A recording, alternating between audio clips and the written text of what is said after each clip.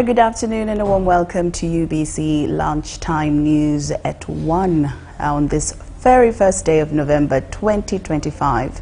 I'm Lauryn Masika Kazimoto. We do welcome you this afternoon as we start off with our first headlining story this afternoon. The government of Uganda has handed over 196 vehicles to city mayors and district chairpersons to support monitoring and supervision of government programs across the country. Presiding over the handover ceremony on behalf of the Prime Minister, the Minister of Local Government, Lauryn Masika, said the vehicles are part of government's efforts to strengthen service delivery and accountability within the local governments. Now, the Prime Minister, Robina Nabanja, in a message read by Minister Masika, emphasized that the brand new vehicles are strictly for monitoring government programs. The vehicles were procured under a supplementary budget worth shillings 35.2 billion, fulfilling a presidential pledge to local government leaders aimed at enhancing mobility and effectiveness in service delivery. I was saying on behalf of His Excellency the President, on behalf of government, the Right Honourable Prime Minister who has delegated me to hereby hand over and commission 196 vehicles for the local government political leaders. 1, 2, 3. According to the distribution plan, district chairpersons will receive 135 vehicles, state mayors 10, state division mayors 20, and 31 vehicles will go to municipal council mayors. They are very strong vehicles, very versatile, very efficient, powerful, and friendly to use. So these are vehicles that are going to keep you running until the lifetime. As the municipality, we've been facing so many challenges with the in terms of movement and also of monitoring government's program. Because I'm very happy because I've been interfering with the work of the finance department. So beginning from today, when I receive the car, I believe a lot of things are going to take place on the ground. Of course, you know, we are social doctors. Our cardinal role is to see that services are effectively delivered to our people. Beneficiaries welcomed the initiative, noting that the vehicles will help address challenges and limitations to effective service delivery within their communities. Because when you give a district person a vehicle, yet the DO, the district engineer, the DHO, they don't have means. That's why today when you look at these vehicles, we are happy that they are going to serve as multi-purpose. They are going to, like the one for Kalugurupia vehicle, that will help all these other departments to monitor the programs that are around our district. This will help us complete the work that we have already pledged to do with the community. And I'm very sure that all governors, whom we call the chairpersons L35s, are now celebrating, even if it is in the end of their term.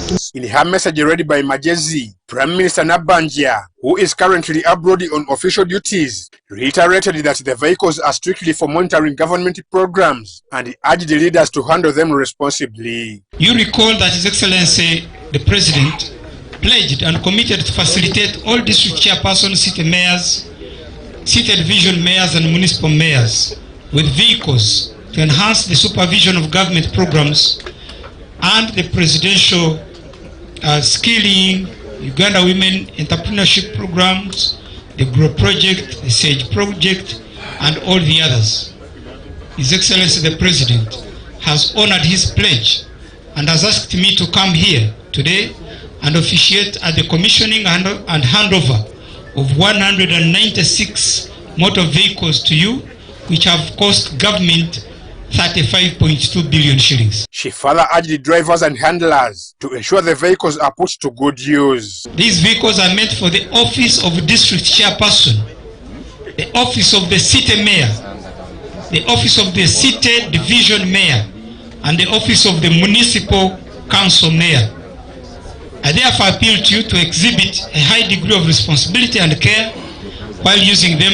Masika warned the beneficiaries against using the vehicles for political campaigning during the electoral periods, and he ordered all holders of all vehicles to hand them over to the speakers of districts, cities and municipalities. If you are in campaign using a government vehicle, that immediately is enough ground for you to be disqualified. You who have been having the old vehicles, old government vehicles,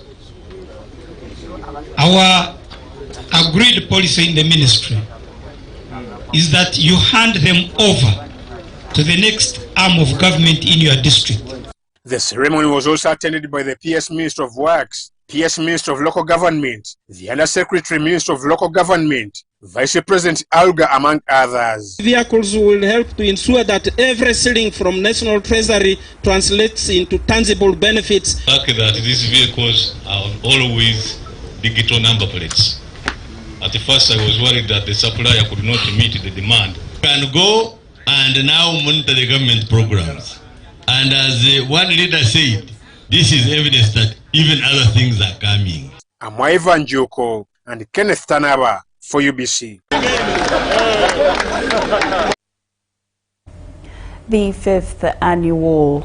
The fifth African Research Universities Alliance Biennial International Conference has opened at Makerere University.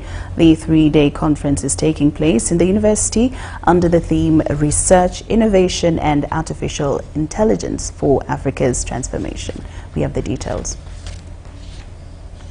The 5th African Research Universities Alliance Biennial International Conference, being hosted by Makerere University, has attracted over 250 experts from across Africa and beyond to discuss how research, innovation and artificial intelligence can drive the continent's transformation. Every 2 years, all the universities get together to discuss what the key things are on the continent and how we should forge future research around those things. Previously hosted by the University of Lagos in 2023, this year's conference marks a major milestone for Makerere University as scholars, policymakers and innovators convene to explore how Africa can harness artificial intelligence to tackle pressing social and economic challenges. Today we are having, for the 3 days, we are having this one in Makerere on artificial intelligence. Before that we had one in Nairobi. Before that we had one in Pretoria. Where does Africa locate itself in the artificial intelligence ecosystem? How can artificial intelligence support development in Africa? How can Africa leapfrog using artificial intelligence to catch up with the other economies so that we don't have to repeat all the stages of development that the other countries took? Universities have been planted like their embassies in our countries. What goes on in the university is not connecting to our economy. It's more connecting to donor economies, it is connecting to the scientific groups outside who really understand what to do with that knowledge. But science is supposed to lead you to develop value-added products which turn into factories in your country. And then those factories are selling these products not only to give citizens access to rare technology at a cost they can afford, but also to be exported. Arrua's leadership emphasized the need for collaboration to ensure that Africa's research output informs real-world policy and development. If this AI business is to move on, we need to ensure that it goes out of places like Makerere into the streets, to the common people, to be able to use the technologies that are available to us so that we can help in developing our continent. A lot more on the area of poverty alleviation and addressing the challenges of inequalities. AI has been proven in many other countries to ensure that we do the right things to improve our economy. The three-day event features keynote addresses, roundtable discussions and workshops by Arua Centers of Excellency, all aimed at promoting research-driven innovation and sustainable development across the continent. Sandra Kahunde, Prosi Chontawaire, UBC News.